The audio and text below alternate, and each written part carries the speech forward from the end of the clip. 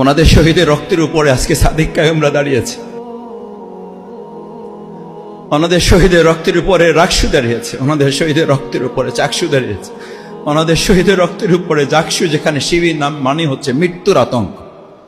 এটা আপনাদের প্রাপ্য, আপনাদের সন্তানদের জীবন রক্তের প্রাপ্তি, এটা আর কিচ্ছু না।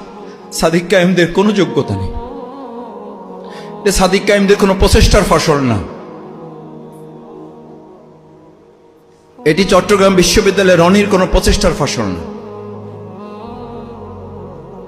রাজশাহী বিশ্ববিদ্যালয়ের ভিপির কোনো কৃতিত্ব নাই, ইসলামী ছাত্র শিবিরের জাহিদেরও কোনো কৃতিত্ব নাই। এটা ছাত্র শিবিরের কেন্দ্রের শহীদ জাহিদ নিজে বলেছে, সে কথাটাই আপনাদেরকে বলছি। আমাদের কারো কোনো কৃতিত্ব নাই। আল্লাহর একান্ত দয়া, তার মেহেরবানি এবং আপনাদের সন্তানদের রক্তের বদলা হচ্ছে আজকের এই উন্মুক্ত মাঠে ইসলামী ছাত্র শিবির। কথা বলতে পারছে না, শুধু এক বড় অর্জন নিয়ে আপনাদের সামনে আল্লাহ তাআলা আমাদেরকে হাজির হওয়ার তৌফিক দিয়েছে। আমি আজকে আপনাদের সামনে একটা কথা বলি, শহীদ পরিবার সদস্যবৃন্দ, আল্লাহ তাআলা যে পর্যন্ত আমাকে নিয়ে এসেছেন তার ওয়াদা হচ্ছে ওয়ায়াত্তাখিযা মিনকুম শুহাদা।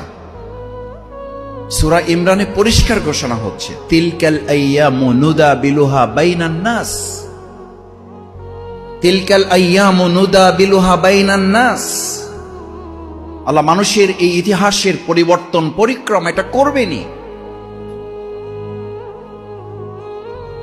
এবং কি কারণে করবেন আল্লাহ তাআলা সেটি জানাচ্ছেন। ওয়ালিয়ালামাল্লাহুল্লাযীনা আমানু, তারা দেখতে চান প্রকৃতপক্ষে কারা তাদের মুখের কথার সাথে কাজের মিল রেখে ইমানের দাবিতে তারা বিশ্বাস, কারা প্রকৃতপক্ষে দেশপ্রেমিক, কারা ইসলামের জন্য কাজ করেন, কাদের মনে মুনাফিকি নাই, কাদের মধ্যে আমানতদারিতার হীনতা নেই, কাদের মধ্যে চরিত্রের হীনতা নেই।